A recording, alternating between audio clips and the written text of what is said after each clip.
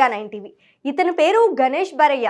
ఎత్తు 3 అడుగులు, బరువు 20 కిలోలు. చూడటానికి స్కూల్ పిల్లాడిలా కనిపిస్తున్న ఇతను ఓ గవర్నమెంట్ డాక్టర్. మనిషి తలుచుకుంటే ఏదైనా సాధ్యమేనని ఇతడిని చూస్తే అర్థమవుతోంది.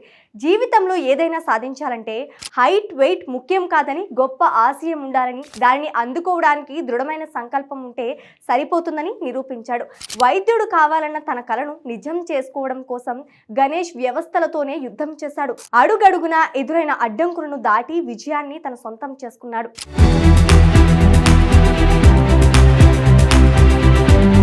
డాక్టర్ గణేష్ ది గుజరాత్లోని భావ్నగర్ జిల్లా గోరకి గ్రామం. 2004లో గ్రోత్ హార్మోన్ లోపంతో ఆయన పుట్టారు.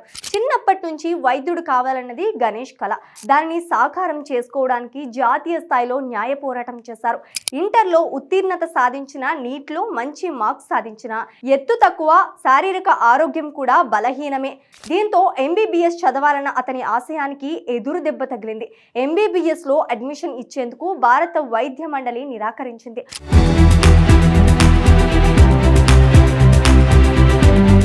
అయితే గణేష్ నిరుత్సాహపడలేదు. ఎలాగైనా MBBS చదవాలన్న కసితో వైద్య మండలి నిర్ణయాన్ని సవాల్ చేస్తూ గుజరాత్ హైకోర్టులో కేసు వేశారు. మొదటి కేసు ఓడిపోయినప్పటికీ తన న్యాయ పోరాటాన్ని వీడలేదు.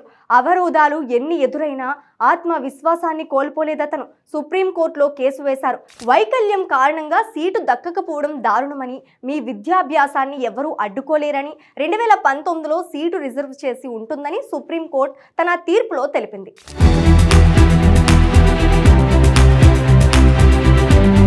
2019లో భావ్నగర్లోని గవర్నమెంట్ మెడికల్ కాలేజీలో గణేష్ సీట్ సంపాదించాడు.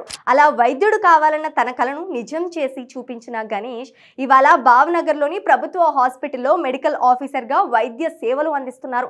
స్థానికులకు బీపీ చెక్ చేస్తూ, మందులు ఇస్తూ తన వైద్య వృత్తిని కొనసాగిస్తున్నారు. లక్ష్య సాధనలో అలుపెరగని పోరాటం చేసిన డాక్టర్ గణేష్ ఎంతో మందికి స్ఫూర్తిగా నిలుస్తున్నారు.